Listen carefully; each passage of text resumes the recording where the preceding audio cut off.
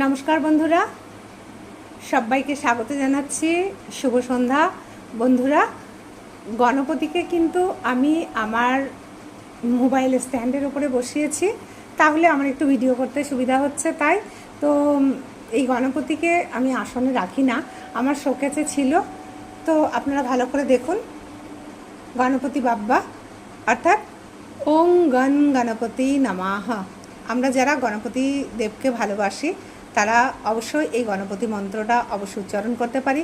যাদের বুধ গ্রহের সমস্যা আছে, যারা পড়াশুনোর দিকে মন বসছে না বা পড়াশুনো করতে গিয়ে এদিক ওদিকে যাচ্ছেন, কনসেন্ট্রেশনের অভাব হচ্ছে, পড়াশুনোয় ঠিকমতো রেজাল্ট আউট ভালো হচ্ছে না, তারা কিন্তু এই গণপতি দেবকে আরাধনা করতে পারেন। গণপতির যে মন্ত্রটা ওং গণ গণপতিই নমঃ, এটা করতে পারেন। মা সরস্বতীর আরাধনা করতে পারেন, নীল সরস্বতীর আরাধনা করতে পারেন।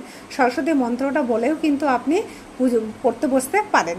তো বন্ধুরা, এই ছোট্টখাটো কাজ আপনারা অবশ্যই করতে পারেন। তো আজকে বুধবার, গণপতি দেবকে দেখুন, দর্শন করুন। গণপতি দেবকে দর্শন করে আপনাদের দিন তো প্রায় শেষের পথে, রাত্রিটা ভালো কাটুক।